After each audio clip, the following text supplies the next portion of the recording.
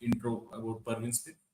Parveen Smith is a global speaker, health and well-being champion, and a humanitarian recognized for her resilience in overcoming multiple physical health challenges. Awarded the Powerhouse Global Award in 2023 and Health and Well-being Champion in New York in 2024. Parveen has dedicated her life in empowering others. Her work in Europe, India, and the US teaching therapy techniques and mentoring her has transformed many lives. Despite facing disability twice, she has made a remarkable recoveries and continues to inspire through her work as a health practitioner, teacher, and speaker. Parveen's expertise in mental health, resilience, and connection drives a mission to support others through crisis and, most importantly, promote well-being globally. That's Parveen Smith, as I said, the well-being champion. That's dedicated to her. And Parveen Smith, the stage is all yours. And welcome back.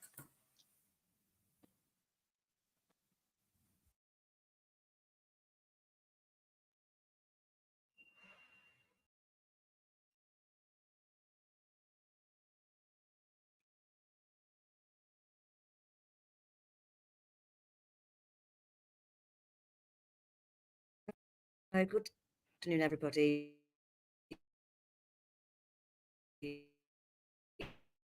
Parveen Smith. I emotionally and physically and struggle emotional life. I wanted to talk to you as a person today, a person who has endured many traumas of life.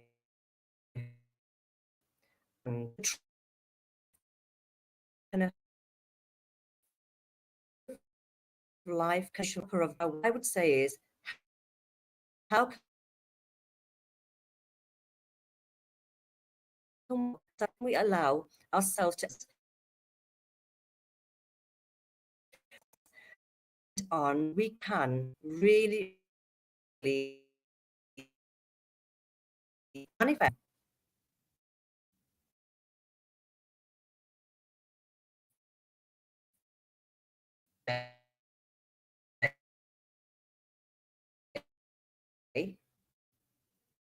how can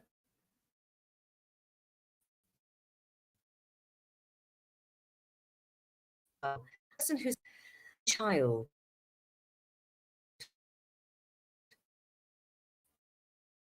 and that we may endure during around us we have we worked through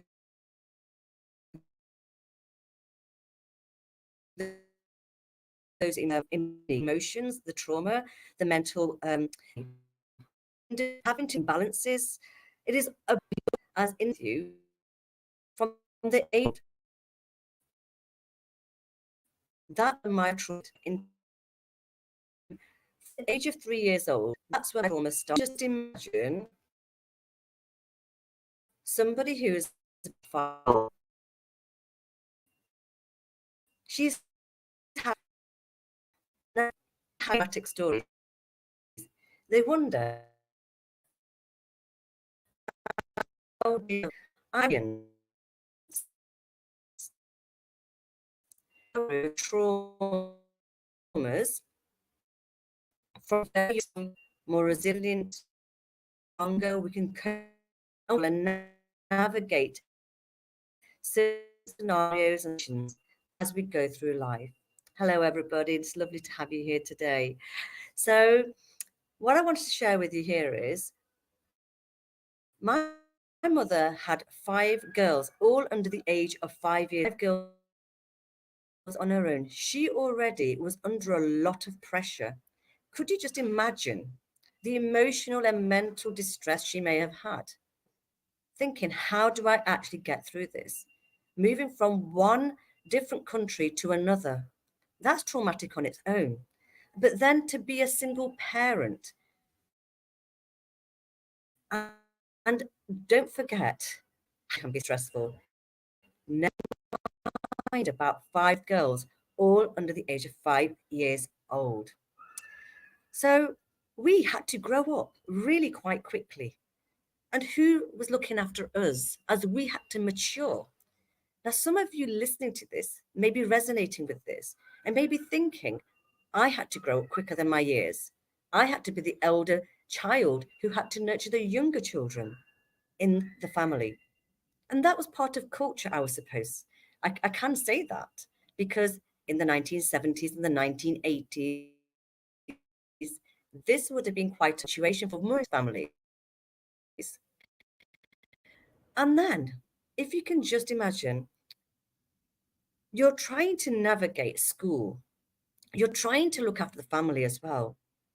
We know in many countries around the world, a lot of children have to do this. You could say Africa, you could say India, you could say the Middle East, you could say anywhere. Yes? But living in the UK, that was on a different level too. And people would not quite understand really how much family, which was my family. So these traumas and situations were arising for at least a decade. Now, remember, when you are going to school and you're in high school, you have to make bonds and have relationships and make friendships. This was not always easy either for any of us girls because our pressures back at home were just too high. And imagine now, at the age of 15 years old, you're sitting your exams, but actually, you didn't have time to sit your exams because you had to go to work instead. And yes, and that was happening in the UK. And that was just one of those situations. It was, how do we survive as a family? So my job as a third child in line was to go out and work, whereby I'd missed some of my school exams. Can you imagine the emotional side of thinking, oh my gosh, everybody else has sat their exams, they all got really good grades, and here was I, really struggling, but helping the family to earn the money to feed the family. Then at the age of 17 years old, more traumas hit because I was one behind all of my school peers. And this was a huge pressure. So these sort of situations and scenarios came in really regularly. And I will say, as we're talking about emotional and mental health, I realized that I felt really different. I realized maybe I didn't even fit in. So I even thought to myself, am I the black sheep of the family? And yet I very young age, social stress and the distress was definitely there. Now, looking at what the cultural elements are of an Asian woman, girl, living in a British society and having to fit in. The cultural differences in the 1970s and 80s were huge. And those of you who are living in different areas, different cultures, different regions of the planet, let's just say, you will understand how it was. What I will say here is nobody really helped us. We didn't know how to navigate this journey at the age of 17 years old and below. So there was a few emotional and mental struggles here. But yet, the resilience, the body kept going. It didn't stop. And in some sense, the upbringing made you stronger in this environment because you had to navigate life. So imagine now you have had so many traumas already. The emotional distress is quite high, but your physical body is still going. And many more things happened during this time frame. One of my sisters sadly, I talk about openly. The reason why I talk about this openly is because we cannot shy about some of the problems that happen in society and within our own cultures and within our own environments because it's easy to push it under the rug or put a lid on it. But if we do not share about emotional, mental struggles, and even if we hear about suicide. These are some of the things we don't talk about, but I openly talk about this. And if we don't talk about this, we're just hiding it. And in fact, we're going to see societies struggle more and more. So, my job over the last 20 years has been how can I help societies, groups, and even countries understand that when there are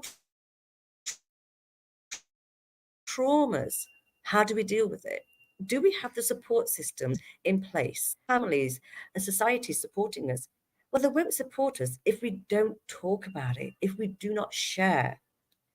And once upon a time, ladies and gentlemen, I was a very quiet, shy girl, the girl in the classroom who never got noticed. This is true. But now I am a global speaker. I share what I feel in my heart and soul with as many people as possible to open up the stigma about emotional and mental health and even traumas. I even talk about suicide because it happens. When my sister was found dead, I already knew that morning when she didn't turn up to meet me at that one particular corner to go to work. I just knew. Intuitive, but we didn't until 5 o'clock that evening. And that whole road was cordoned off with police and ambulances. And actually, this turned out to be quite a huge case because the family were not satisfied with the verdict. We weren't. We wanted justice. And we still feel to this day, 36, we didn't get justice. So I am a big advocate on emotional, mental health because all of these elements that I've talked about, as in the traumas, they will affect the physical body. Why do I say that? I say that because it happened to me and I am the survivor. After having two disabilities and two near death experiences, I'm able to walk again because I should be in a wheelchair. Actually, I can even say I shouldn't even be sitting in front of this screen in front of you today because I had breathing difficulties. Said to me, you will be dissenting your of your life. So imagine that you can't walk, you're struggling to breathe, you can't eat, and you're so scared. And that's what I went through. I was living through a living nightmare.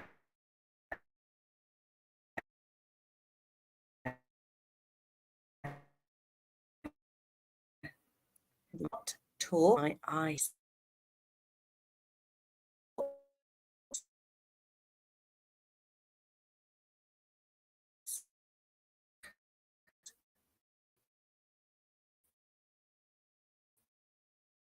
Climbed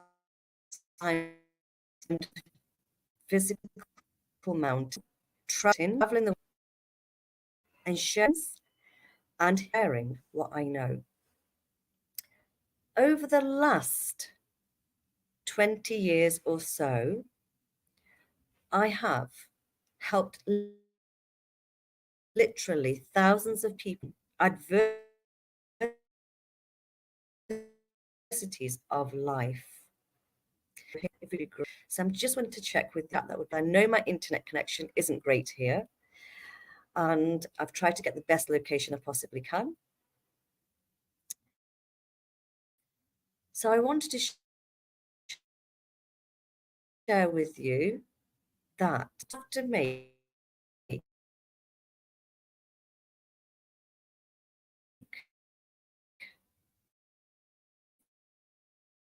the best.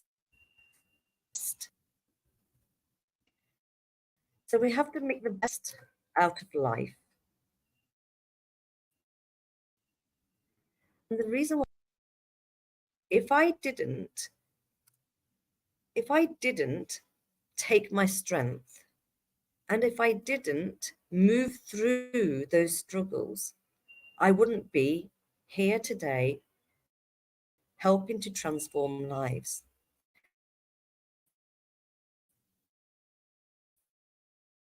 As a transformative therapist, co-transformed many people's lives. So many of our illnesses and linked to traumas will link to email.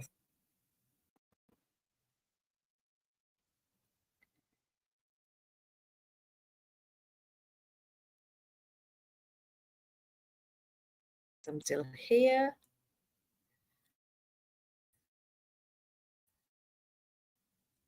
Okay. Did the way I recovered was I had some divine spiritual and through those divine spiritual experiences, I was given this tool, and this tool is like a blueprint. And the blueprint is what we use and have been using for pretty much 18 to 20 years now. And this blueprint is a training course. The training course helps you to the internal you. So I will put the website here in the chat and hopefully you can have a little look at that. But it will help you to understand a little more. We have had people who have had lots of difficult ailments in their body, diseases, stresses, anxieties, health issues, many different types of health issues, feeling low mood, depressed, no, getting on to understand how we can elevate our health because we have to work from the inside out. We have to look at balancing the inner self first, and then all the amazing things that we want in life will be presented to us. And that's how we work. So I will just pop into this group here, chat. Okay. That we can recover from health problems. We can have the best life that we want. And the reason why I say that is because I am living proof, and so are our clients. We know how to shift them for them to be living a happy, fulfilled life. We have people who are doctors, nurses,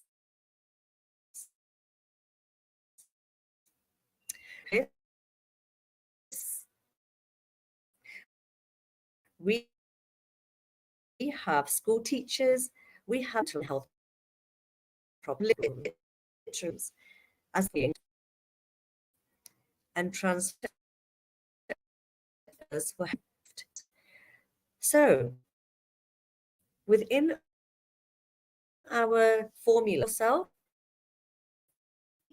rooted into the body system to see what is happening. And as we release the elements of stress, as we release the trauma, we are making room for growth. But we have to do this from the inside out. That's the way this works. So our wellness sessions are highly transformative. They are so powerful as our clients tell us. And we always take our clients' words before we say anything. And we see them transforming from an anxiety-filled state, helping them through their sessions to this state. They are feeling more free. They are much more happier, and then they're off they go on their journey. So who do we have? Stress anxiety, we have cancer patients, we have people who have had strokes, we help people with emotional disturbances, low mood, and even depression. And even clinical depression, in fact. We still can guide and support them whilst they are on medication. So we do not omit any medication because we are not doctors and we're not scientists. But what we do is we help clients to navigate their journey with two elements of help: conventional medicine and then our holistic view of the wellness sessions. When we combine them together, the person's life is much smoother. So, as a grandmother of 3 grandchildren and a mother of 3, I would say about 20 years ago, I would never have thought I would see this day today, where I am working around the world. I'm helping people's bodies reset. Emotionally and mentally, we're helping them to nurture and grow. So I would like to share something with you.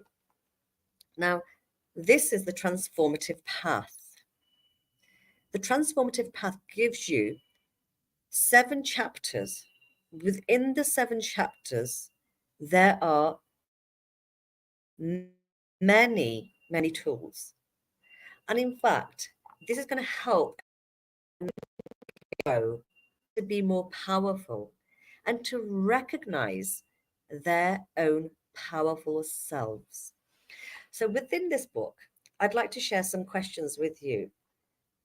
So one of the questions I wanted to ask you is the purpose of life thoughts. The purpose of life thoughts, and you may have a pen and paper with you right now, and you may want to write those thoughts down to find your way through the web of life. This is something that we all need to do.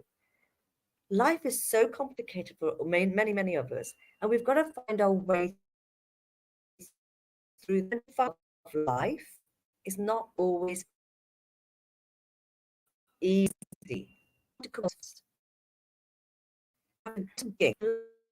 Lots of healing. Remember that everyone's journey is different. So we can't always compare. We may have someone next to us who's going through something, but it won't be the same. Karma. So we can talk about karma. Karma is what you give out, you will get back. It's how we treat others. We always want to be treated kindly, so we must others kindly. Things will get better day by day in every way. And your opinions are your opinions. And be kind to others. The past cannot be changed. We have to let it on. And the inner joy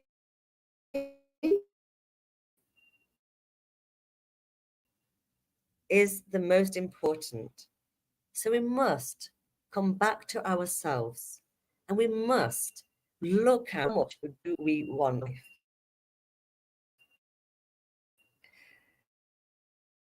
So many of us here, and we're probably, there are several tools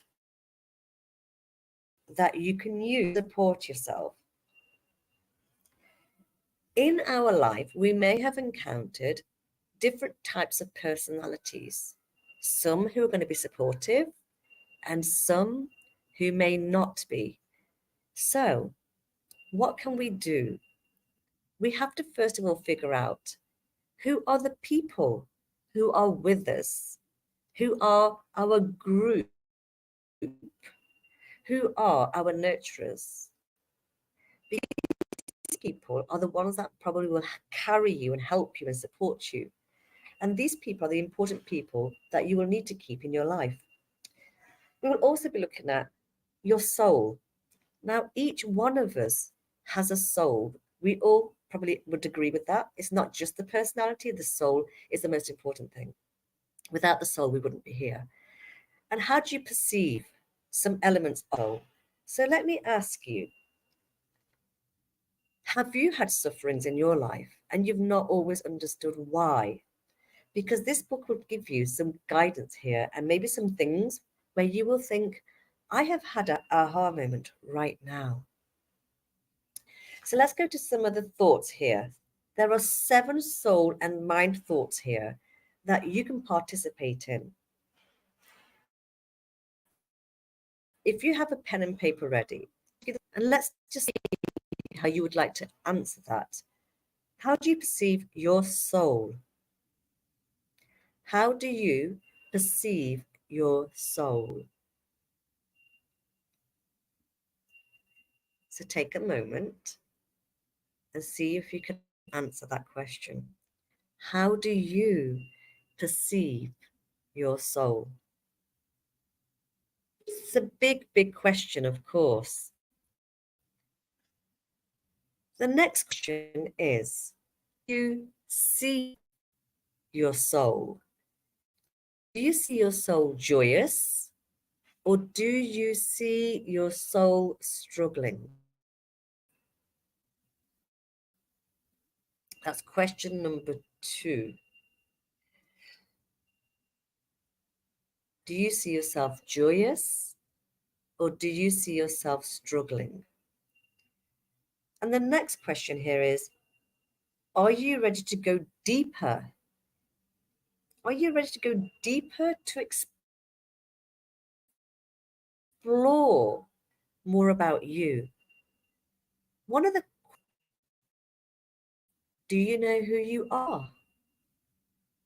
Do you really, really know who you are?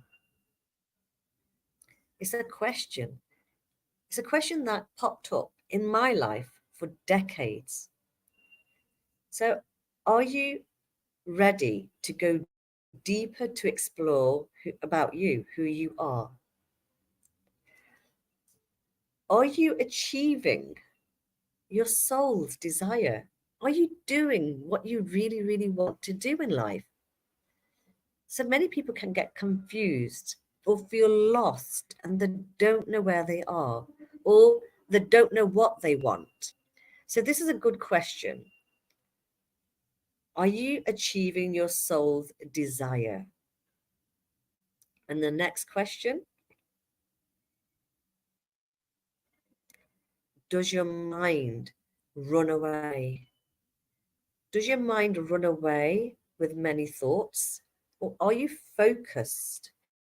Because being aligned in our desire is the most important thing. Because that's how you're.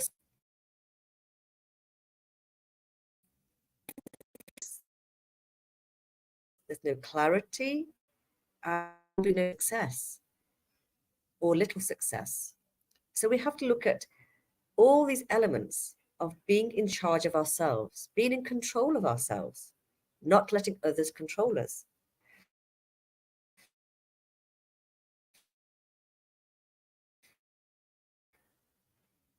Would you like to have a piece of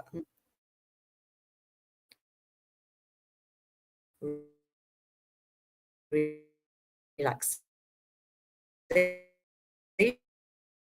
on is take 3, and that's fine, in 2 minutes,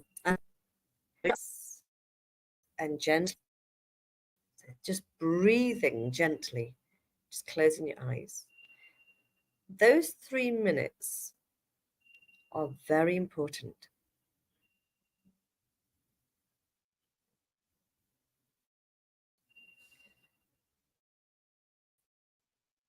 Breathe. Just breathe. And of how you can help yourself with mind and thoughts. So, another question here is, what do you want from life?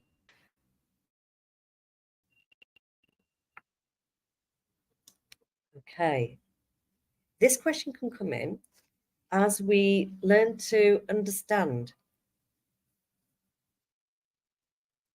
what we really want.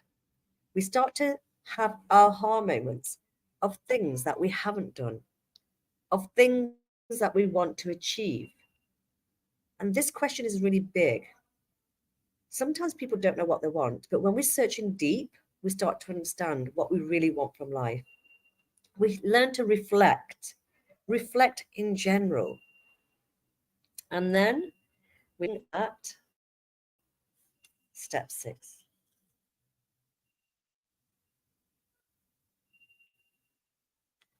Awareness and self-reflection. So the awareness and self-reflection is something that we can do, but taking time to be centered, reflecting on what we've achieved in that day or in that week will give us an idea. And it may well be that you haven't achieved what you wanted to achieve. And then you can look at what you can do later. You can put it on a list to do because you didn't do it that day. But we also know our own growth is very important. Building healthy habits and routines is what's going to help your trajectory. And then the next one, 7 steps. The 7th one, embracing change and adaptability. So with this, what we are looking at here is taking the power in your own hands. When your course changes, you have to adapt with that. Now you're stronger, you're becoming more resilient, and you're open to change. And embracing change is good. Staying stagnant isn't. So adapt, be mindful, be more alert, nurture yourself. So,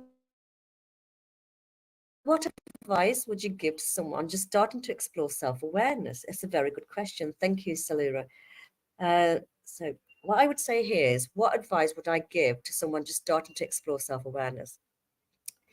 I think a lot of this is taking your time out. When you take time out and just sit in silence, even 2 minutes, sometimes I say 2 minutes every now and again, you'll start to realize, am I stressed? Am I panicking? Have I got heart palpitations? You know, all these things can matter because if you're in that state, you're not in a calm state, okay? You're not going to achieve what you want to achieve. So your awareness comes back to yourself, starting to explore self-awareness, setting aside 1 minute, 2 minutes off to start. We want growth, self, because in that time, aha moment correctly, and oh my goodness, I'm confused. Oh my goodness, I'm not listening. Oh my goodness, I'm not doing what I should be doing. How can I fulfill my journey if I'm not taking notice of me? My own self awareness is the most important thing because through that, I will realize what I'm achieving and what I'm not achieving.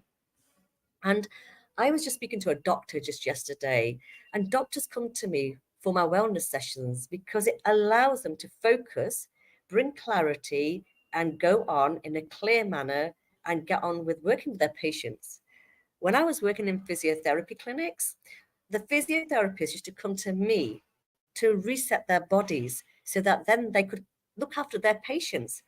They were seeing 12 patients a day easily. And that was my job working from different physiotherapy clinics. And then I had my own center. And I trained them to do what they could. We wanted to uplift our society. When people coming to us, it was absolutely amazing. We could see them looking to us in absolute despair and pain, just calmer. And this is the trajectory that we have had. When I've worked with social workers as well in the UK. And so much, there's just absolute stress actually. Are into this, that's how I will say it. They're getting through the day. That's the karma. We navigate them to come out of their despair and distress, and then we help them each session to work on a different level. And even when we have had doctors and nurses and even psychotherapists, they come to us and they are working on a different level now. And I feel so honored to be able to help people from all different backgrounds, all different career paths. And this is why I feel so blessed that I'm happy, healthy, and lucky to be alive today to be able to do the global work that I am doing. Another question just come in. How do you encourage others to develop their own life? Well, this is interesting because everybody's on their own special journey. Everybody is, doing something on different levels. So the encouragement really, the basic thing is when I couldn't breathe, and I had to retrain medically to breathe again. I had to retrain to walk again because I was given 50-50 chance of ever walking again from being a wheelchair user. I've literally gone to world stage. So what I'm going to share with you here is don't compare yourself to others. We mustn't do that because then we get put down that we're not achieving enough.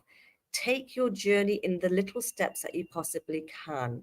But encouraging yourselves and others to self-awareness in their own lives is step by step, taking time to reflect. You have to shut off from the world sometimes. You have to shut off from your family. You sit quietly. And if your mind cannot stop, how about just lighting a candle in front of you and just staring at that one flame? Because that brings your awareness back into that moment that I'm watching this flame and I'm not going to be distracted by everything else. And my mental mind is going everywhere, concentration back, because you are staring into this flame, which is so beautiful, so innocent, such full filled of light, and you feel that you're connecting with that light flame. And once you connect with that light flame, you will be in the stillness, even if it's for 1 minute. So bring yourself into that awareness of just silence, your space, shutting off from the world, and then being in that space for those minutes. You come back to yourself. The awareness comes back to you. That's it. Silence, staring into a candle, will bring awareness back to you. You will know how your body's functioning and what you like about it and what you don't like about it, what you, and what you want to keep, what you want to embrace. I hope that makes a little bit of sense. But definitely, the transformative path is definitely making waves. I've even got an 84-year-old retired lawyer who's recently read, and his amazing. The next eldest person who's read this book, 81-year-old lady. And she said to me, Parveen, I've loved reading your book. It's actually shown me what I haven't done in my life yet. Wow. How does that make me feel? I feel my job with her is already done because she had her aha moments. What haven't I embraced even at the age of 81 years old? Now, she said, I want to fulfill that before my time is up on this earth. Amazing things can happen. Can I share a moment when increased self-awareness changed your perspective or decision? Right. Wow. Okay, so when I was disabled, this was 20 years ago or so, um, I couldn't walk, I couldn't breathe, I couldn't talk, and my 8-year-old daughter was trying to help me, and she wanted to show me something. And that was when I thought, you know, how innocent is this child? And I know about innocence anyway, but when I watched my own child trying to nurture her mom, to help her to stand up, to help her to walk into the kitchen, was the increasing time for me to say, I could even learn from my own child still. She's 8 years old and she's teaching me something. May I share something really spiritual with you right now? Because this question's coming in and it's brought me to her, my daughter. When I was so sick and I was so disabled, debilitated with the condition, and I had paralyzation for this period of time. And she said to me, Mummy, I want to take you into the kitchen. I want to show you something. I said, okay, show me. And she said, you're not going to believe this.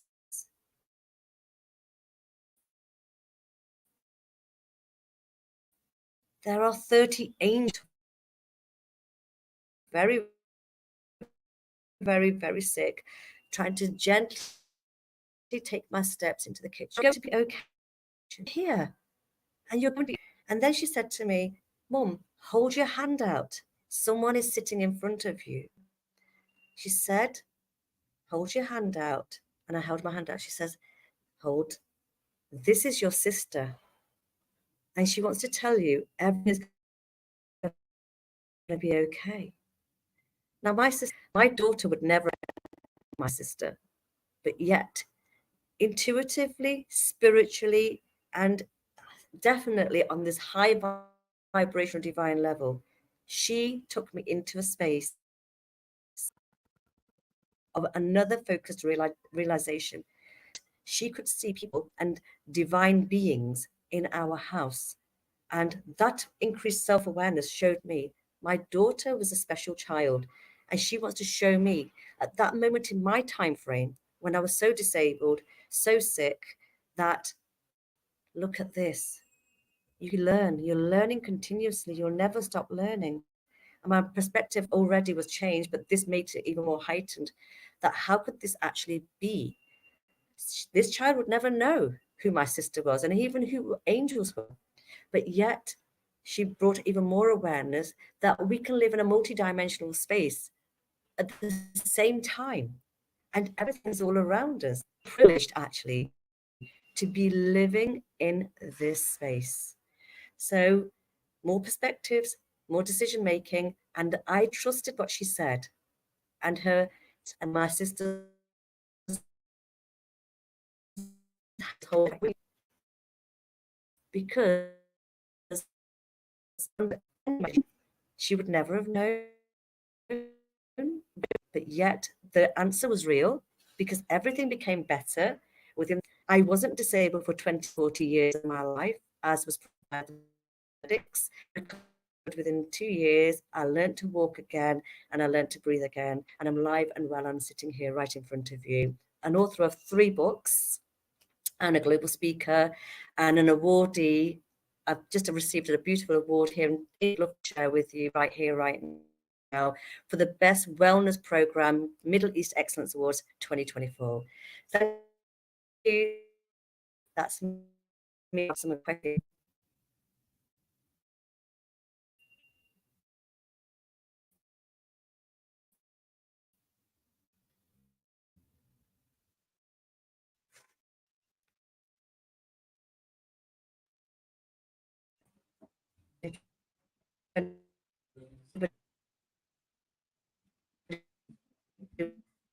Would like Hello, to contact me at any point. Other than hello, that, Praveen.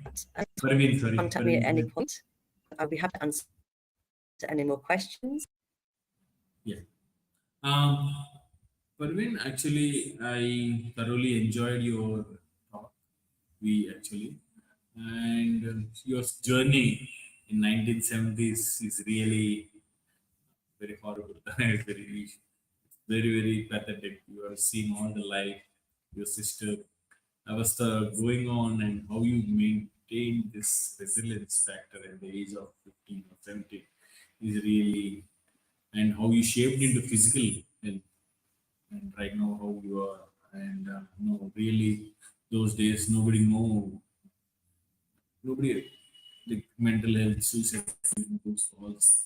You come across a long way. What I'm trying to say at the age of very childhood. So now you're come up to this stage and you're giving a lot of awareness, and especially after COVID, a lot of things are happening. And yes, but when you are come in, you're a warrior in terms of mental awareness, resilience, and really your journey is really inspiring to others. How you rebuild yourself from that stage to this stage. Really, it was a wonderful, path for the other people, especially in terms of cultural barriers. You see region barriers being from India, again in UK, you've seen all this life. Thank you so much, Parveen. And there are lots of questions for you to answer. I think exceptional presentation, your passion. So, a lot of comments, Parveen. You deserve it. And we will send you all the questions to your email, Parveen. It's a lot of time. And really, it was wonderful to be on our stage, Parveen.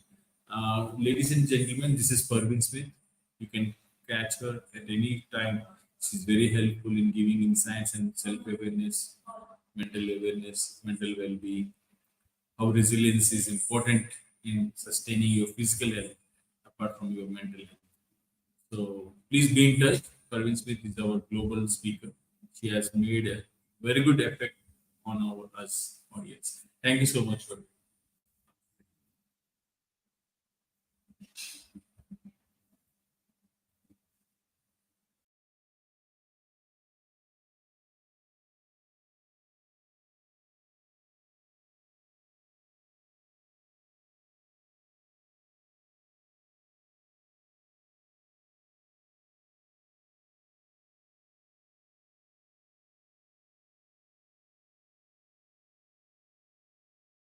Yeah, before we go on to our next stage with an excellent presentation from Parveen Smith, we'll have a short lunch hour, half an hour, and we'll get back to you. Meanwhile, stay tuned and please give your valuable comments and in the live streaming link, and we'll come back. Thank you so much for being with us. Thank you. Namaste.